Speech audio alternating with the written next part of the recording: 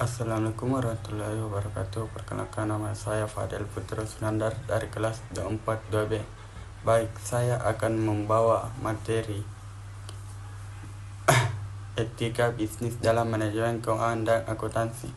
Yang pertama, pemikiran manajemen keuangan. Manajemen keuangan bertujuan untuk merancangkan, mengelola, dan mengendalikan sumber daya keuangan perusahaan secara efisien dan efektif. Pemikiran yang etis dalam manajemen keuangan adalah memastikan transparansi, akuntabilitas, dan pengambilan keputusan yang adil untuk kepentingan jangka panjang perusahaan dan pengangkut kepentingan. Yang kedua, lingkup dan keputusan dalam manajemen keuangan. Lingkup manajemen keuangan meliputi keputusan investasi, perdanaan, dan pembagian laba. Keputusan ini harus selalu didasarkan pada analisis yang cermat untuk memastikan keseimbangan antara risiko dan keuntungan, serta menghindari pengambilan keputusan yang hanya menguntungkan pihak tertentu saja. Yang ketiga, fungsi dan peranan manajemen keuangan. Fungsi utama manajemen keuangan meliputi perencanaan dan pengawasan anggaran, alokasi dana untuk investasi dan pembiayaan, serta pengelola harus kas. Perannya dalam menjaga kesehatan finansial perusahaan sangat penting untuk mencapai tujuan jangka panjang dan melanjutkan bisnis.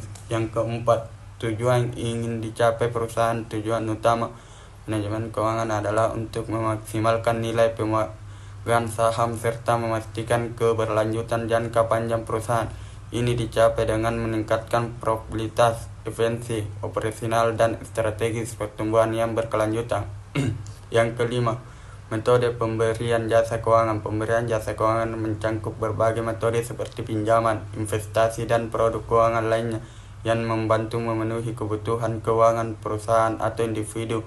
Etika dalam pemberian jasa keuangan memastikan bahwa produk ini diberikan dengan ketentuan yang jelas tanpa adanya penyalahgunaan kekuasaan atau risiko berlebihan.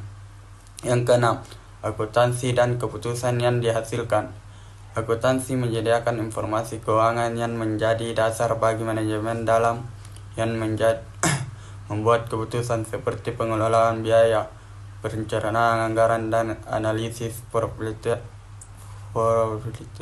Keputusan yang diambil harus mencerminkan kejujuran dan akurasi data untuk memastikan hasil yang tepat dan dapat ditanggungjawabkan. Yang ketujuh, fungsi dan bidang dalam akuntansi. Akuntansi terdiri dari berbagai bidang seperti akuntansi keuangan, akuntansi manajerial, akuntansi pajak, dan audit. Setiap bidang berperan dalam menyediakan informasi yang tepat dan relevan untuk berbagai pihak yang berkepentingan seperti memegang saham, manajer, dan lembaga pemerintah. Yang kedelapan, akuntansi sebagai suatu sistem informasi. Akuntansi berfungsi sebagai sistem informasi yang mengumpulkan, memproses, dan menyajikan data keuangan untuk pengambilan keputusan. Sistem ini harus beroperasi dengan transparansi dan akurasi untuk menghasilkan laporan yang dapat diandalkan.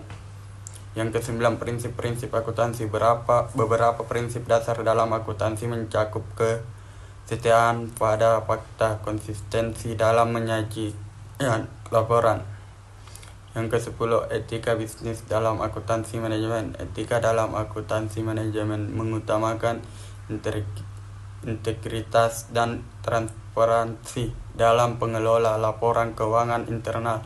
Hal ini juga mencakup keputusan terkait pengelola biaya, pengendalian anggaran, serta melapor yang jujur kepada pihak internal perusahaan. Yang ke-11, peran akuntansi profesional untuk kepentingan umum. Akuntansi profesional beberapa dalam menjaga integrasi pasar keuangan dengan menyediakan informasi yang sahih, akurat, dan sesuai standar profesional akuntansi.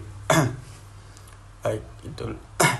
Yang kedua, konflik kepentingan dalam akuntansi dan pasar keuangan. Konflik kepentingan dalam akuntansi terjadi ketika akuntan atau profesional keuangan memiliki kepentingan pribadi profesional mereka. Hal ini dapat merusak integrasi laporan keuangan dan menyebabkan dampak negatif di pasar. Harus mengidentifikasi dan mengelola potensi konflik kepentingan untuk menjaga kepercayaan publik. Baik, itulah tadi materi dari saya. Jika ada yang kurang jelas mohon dimaafkan.